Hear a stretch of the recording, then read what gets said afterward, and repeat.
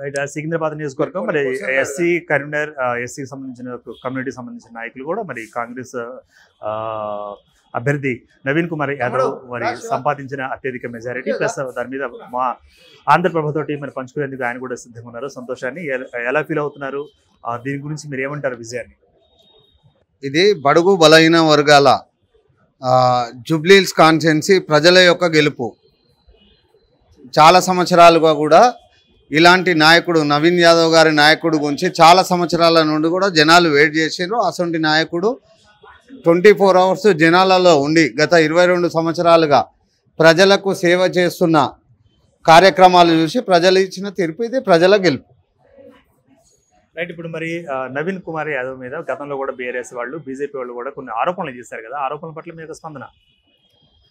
ఇవన్నీ ఎలిగేషన్స్ కూడా కావాల్సుకొని క్యాండిడేట్ ఒక చిన్న ఏజ్లో 22 సంవత్సరాల నుండి ఆయన చేస్తున్న కార్యక్రమాలు జూబ్లీహిల్స్ కాన్స్టిట్యుయెన్సీ అంటే ఎక్కువ మోతాదుల స్లమ్ ఏరియాలు ఉన్నాయి. ఆ స్లమ్ ఏరియాలలో యూత్ కానీ పెద్దోళ్ళు కానీ లేడీస్ కానీ అందరు ఓటర్ అటాచ్మెంట్ ఉన్నది ఆయనకు గత 22 సంవత్సరాల నుండి. కాబట్టి ఓటర్లు కార్యకర్తలై నవీన్ యాదవ్ గెలుపుకు అందరు కూడా సహకరించారు. వాళ్ళందరికీ కూడా వందనాలు. రైట్. ప్రస్తుతానికి మనకి ప్రస్తుతం మనం గాంధీ భవన్లో ఉన్నాం. మరి గాంధీ భవన్లో మానవతరాయ్ గారు ఉన్నారు. మరి మానవతరాయ్ గారిని మరి అడిగి ఈ యొక్క సంతోషాన్ని ఎలా పంచుకుంటున్నారో తెలియజేసే ప్రయత్నం చేద్దాం. అన్న చెప్పండి, మరి విజయం సాధించారు, విజయం ఎలా ఉందంటారు? ఇది ముందుగా ఊహించిందే. అసలు మేము ఓటమి గురించి ఆలోచించలేదు, మెజారిటీ గురించి ఆలోచించడం. జూబ్లీహిల్స్లో ప్రజలు చాలామంది ఓటింగ్ రాలేదు. ఓటింగ్ పర్సంటేజ్ పెంచి ఆ ఓటింగ్ 30,000 పైచిలకు నవీన్ యాదవ్కు మెజారిటీ రావాలని చూసినాం. అక్కడ ఇద్దరు అభ్యర్థులు పోల్చుకుంటే నవీన్ యాదవ్ బలమైన అభ్యర్థి. నవీన్ యాదవ్ బలానికి మా బలగం అంటే కాంగ్రెస్ బలగం తోడైంది. గెలుపు సునాయాసం ఎంఐఎం కూడా ఉంది. మాకు ముందు నుంచి చెప్తున్నాం, నెల రోజుల ముందు నుంచి మేము ప్రతి డిబేట్లో శాస్త్రీయబద్ధంగా చెప్తున్నాం ఇది మేము గెలుస్తాం. కానీ కేటీఆర్ రెఫరెండం అని ఇలా బోర్ల బొక్కలా పడిండు. ఎందుకు అట్లాంటి మాటలు మాట్లాడాలా? రాజకీయాల్లో గెలుపోవడం సహజమే. ఇప్పుడు ప్రభుత్వము చేసే సంక్షేమ పథకాలు ఇలా రేవంత్ రెడ్డి సర్కార్ అందించేవి ఇంటింటికి 10కి పైగా సంక్షేమ పథకాలు. ఇక పక్కా 10 ఏళ్ళు రేవంత్ కాంగ్రెస్ సర్కార్ అని చెప్పి ప్రజలు రాష్ట్ర వ్యాప్తంగా ఆశీర్వదిస్తున్నారు. నువ్వు డబుల్ బెడ్రూమ్ ఇల్లు కట్టవా, మేము ఇందిరా ఇల్లు గతంలో 20 లక్షలు కట్టినాం, రేపు 5 సంవత్సరాలు ఇంకా 2 సంవత్సరాల్లో 3 సంవత్సరాల్లో 4.5 లక్షలు ఇల్లు అయిపోద్ది. 5 ఏళ్లలో 20 లక్షలు ఇల్లు అయిపోతాయి. కాబట్టి పేదవాడికి ఏం కావాలో గూడు కావాలి. ఆ గూడు రేవంత్ రెడ్డి సర్కార్ కాంగ్రెస్ ప్రభుత్వం ఇస్తుంది. కాబట్టి ప్రజలు ఓట్లేశారు. రేషన్ కార్డు ఎంత ఆత్మగౌరవం అది. తెల్ల రేషన్ కార్డు అనేది పేదవాడి ఆత్మగౌరవం. ఒక్క రేషన్ కార్డు ఉంటే ఒక భరోసా పేదవానికి. పలు సంక్షేమ పథకాలకు అర్హులవుతారు వాళ్ళు. కాబట్టి ఆ రేషన్ కార్డు ఇవ్వమంటే ఇవ్వవా. కాబట్టి రేవంత్ రెడ్డి రాంగ్లోనే అక్కడ 14,211 రేషన్ కార్డులు ఇచ్చింది. అదేవిధంగా ఆ నియోజకవర్గంలో 1,00,000 కుటుంబాలు లబ్ధి పొందుతున్నాయి. ఏది మన సంక్షేమ పథకాల ద్వారా. 500కే సబ్సిడీ సిలిండర్ 19,500 కుటుంబాలు వాళ్ళ ఓట్లు కాంగ్రెస్ తప్ప వేరే వాళ్ళకి వేస్తారా? అదేవిధంగా గృహజ్యోతి పథకం కింద 200 యూనిట్ల ఉచిత విద్యుత్ దాదాపు 25,500 పైచిలకు మంది లబ్ధిదారులు ఉన్నారు. ఆసరా పెన్షన్లు, ఆరోగ్యశ్రీ, తర్వాత షాదీ ముబారక్, కళ్యాణ లక్ష్మి, అదేవిధంగా మన ఆరోగ్యశ్రీ 10 లక్షలు చేసినాం. ఈ లబ్ధి పొందే వాళ్ళ సంఖ్య మొత్తం కలుపుకుంటే మొత్తం కలిపి 1,00,000 మంది లబ్ధిదారులు ఉన్నారు అక్కడ. కాంగ్రెస్ ప్రభుత్వం ఏర్పడిన తర్వాత నువ్వు చేసిన అభివృద్ధి ఏం లేదా? బాకీ కార్డు లాంటివి నీకు గోరీ గడితిరాడా? ఎందుకు అవసరం అంత రౌడీ అని నవీన్ యాదవ్ కుటుంబాన్ని మీద మొత్తం విరుచుకుపడ్డారు అందరూ. ఇంకేం లేదు అస్త్రాలు. అవి ప్రజల్లో సానుభూతిని తెచ్చారే. మా ఓడు, మా బస్తీ ఓడు, మా ఇంటోడు పోటీ చేస్తుంటే వీడోడో బయట నుంచి వచ్చేసి ఇష్టం వచ్చినట్టు ప్రచారం చేస్తున్నారని చెప్పారు.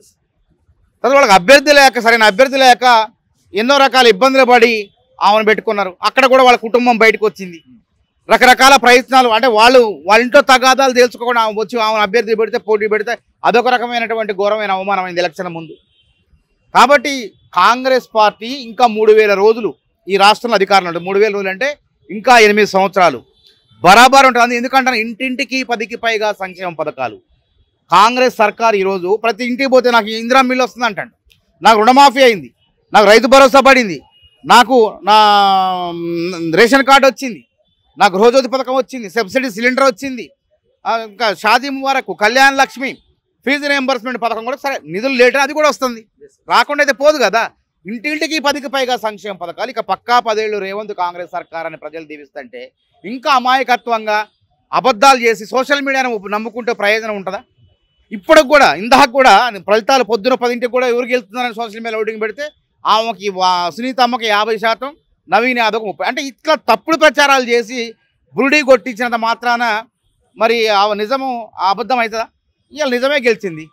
కష్టం రేవంత్ రెడ్డి గారు అదే అన్నాడు, అసలు అలసత్వం వద్దు, మనం అందరం కూడా కష్టపడి పనిచేద్దాం, ఎవరికి ఇచ్చిన బాధ్యతలు వాళ్ళు నిర్వహించండి, గెలుపు మనం సునాయాసమే కానీ మెజారిటీ మనకు కావాలి అని స్పష్టంగా రేవంత్ రెడ్డి గారు పోల్ మేనేజ్మెంట్ చేశారు. అందులో బాగా అందరు కష్టపడ్డారు. పార్టీ కార్యకర్తల విజయం ఇదంతా కూడా. కాంగ్రెస్ పార్టీ శ్రేణుల కార్యకర్తలు, మంత్రులు, ముఖ్యమంత్రి అందరూ కష్టపడ్డారు. వాళ్ళందరి ఘన విజయం ఇది.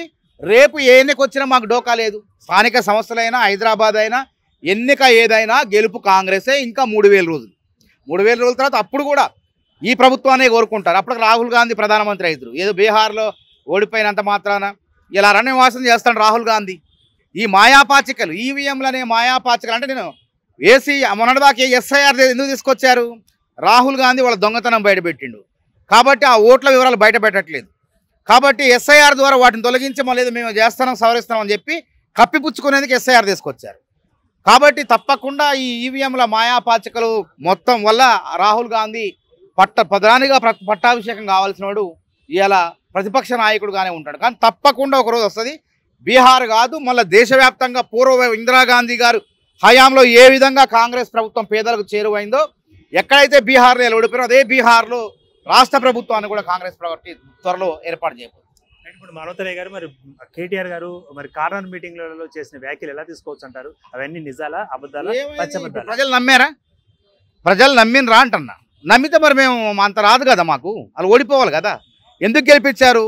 ప్రజలు అభివృద్ధికి, రేవంత్ రెడ్డి కాంగ్రెస్ సర్కార్ అభివృద్ధికి పట్టం కట్టారు. ఇది సస్మైంది.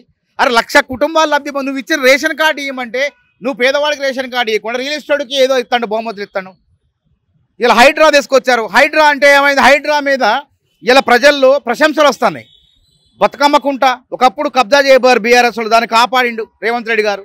అదేవిధంగా నల్ల చెరువు కుకటపల్లిలో, మొన్న మణికొండలో మర్రి చెట్టు దగ్గర పెద్ద ఎత్తున ప్రజలు ఫిర్యాదు చేస్తే హైడ్రా చర్యలు తీసుకుంటే హైడ్రా ప్రభుత్వ ఆస్తులు కాపాడిందని ప్రజలే స్వచ్ఛందంగా ర్యాలీలు చేశారు. హైడ్రా జిందాబాద్ అని, రేవంత్ రెడ్డి జిందాబాద్ అని. ఇక ప్రజల గుండెల్లో ఉంది కాంగ్రెస్ పార్టీ, రేవంత్ రెడ్డి. కాబట్టి 10 ఏళ్ళు పక్కా ఉంటుంది పార్టీ. వాళ్ళు ఎన్ని కుట్రలు చేసినా, ఎన్ని మాటలు మాట్లాడినా అవన్నీ కూడా చూసిన పనికిమాలిన మాటలు అయిపోయాయి. ఇప్పుడు ఎగ్జిట్ పోల్స్ కూడా మరి కన్ఫ్యూజ్ చేశాయి మీడియాని, మరి వాటి గురించి ఏమంటారు మీరు? నేను చెప్పినగా మేము ఆ గారడీలు నమ్ముకోలేదు. ఎగ్జిట్ పోల్స్ కానివ్వండి, ఈ సర్వేలను కాంగ్రెస్ పార్టీ నమ్మదు. అవి గారడీ విద్యలు. ఆ గారడీ విద్యలు నమ్ముకోవడం, అది కేటీఆర్ వాటిని నమ్ముకోవడం కాబట్టి ఓడిపోయాడు. రేవంత్ రెడ్డి కార్యకర్తల కష్టాన్ని, ప్రజలకు ఇచ్చిన సంక్షేమ పథకాలు మాకు నమ్మకం ఉంది, వాళ్ళు ఓట్లు వేస్తారు, 1,00,000 కుటుంబాలు ఉన్నాయి కాబట్టి సునాయాసంగా గెలుస్తాం, మాకు మెజారిటీ కావాలని నమ్ముకున్నాడు, గెలిచాడు. కాబట్టి ఎప్పుడు సోషల్ మీడియాని నమ్ముకోవద్దు.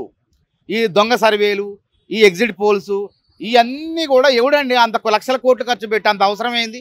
ఇలా కేటీఆర్ యొక్క మాయాజాలం, గారడి గప్ప వాడికి అవసరం అండి? పోయి ప్రజల్లో పోయి 1,00,000 కోటి రూపాయలు ఖర్చు పెట్టి 2 కోట్లు ఖర్చు పెట్టి సర్వేలు చేస్తారా? అంటే కేటీఆర్ పంపిపోతే డబ్బులు ఇచ్చి పంపించి ఆవిడ కేకే సర్వే అట, వాడు అడ్రస్ ఉందా గల్లం సార్? అది కేసీఆర్ కాకా సర్వే అని తెలిపోయింది. కేకే సర్వే, కేసీఆర్ కాకా సర్వే అని తెలిపి ఏడ ముఖం పెట్టుకుంటాడు. ఇక ఆయన అయితే పర్సంటేజ్ సహా ఇచ్చిండు, కాంగ్రెస్కి ఎంత వస్తుంది, బీఆర్ఎస్ గెలుస్తుంది అని చెప్పిండు. ఏమైనా చూస్తామంది, ఇక రేపు పొద్దున మొహం పెట్టుకుని తిరుగుతాడా? కాబట్టి కాంగ్రెస్ సర్వేలు కొంతమంది మాకు అనుకూలంగా ఇచ్చినా మేము పొంగిపోలేదు, మాకు వ్యతిరేకంగా ఇచ్చినా మేము కుంగిపోలేదు. ప్రజల్ని నమ్ముకున్నాం, మేము చేసే సంక్షేమ పథకాలు నమ్ముకున్నాం, అది కాంగ్రెస్ కార్యకర్తల కష్టాన్ని నమ్ముకున్నాం కాబట్టి గెలిచినాం.